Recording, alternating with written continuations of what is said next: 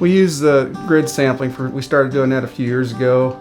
It's a way of balancing the farm out better as far as the fertility, getting things leveled off to where they need to be. And also we're having them apply the fertilizer as well. And we're doing the tissue sampling as well. If we need to do a foliar feed later in the season, we do that. So that's where I start to go in and I focus my scouting. I will actually take parts of the plant, just some of the plants, and send them off to a lab.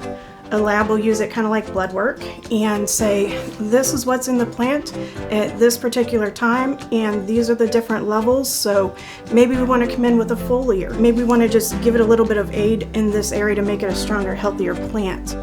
I think you're seeing better soil quality. I mean, we're building our fertility levels to where they need to be balanced out, like I said before.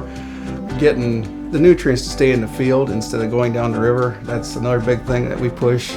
We're doing more cover crops on our farm as well. And basically you get less erosion too when we do the cover crops.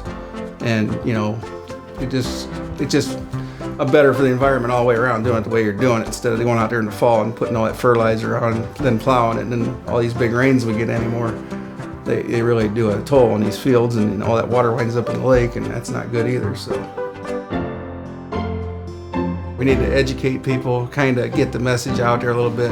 When somebody has stepped in and provide knowledge to the growers, provide aid through funding to the growers so that they have confidence, that's when they start to do it.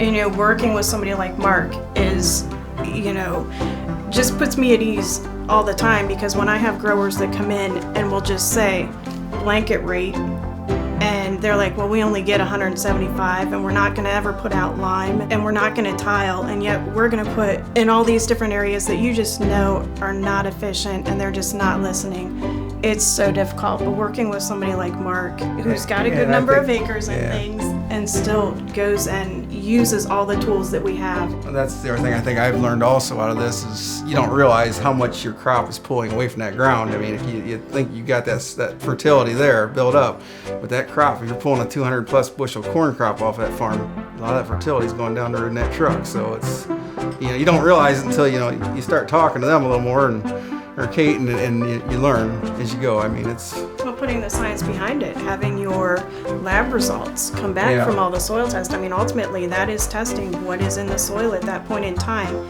The tissue samples, what is in, you know, that plant, that living, growing plant, what's in it at that time.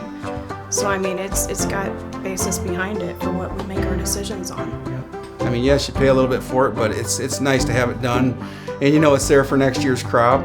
And they're a good company to work with. I'm very thankful they're here. We've gotten 100 acres to give to a grower, and then they turn around and do their whole farm because they've seen the profitability of it and how it's helping the environment. So all those numbers the retailers give to PARM, and we all start working together.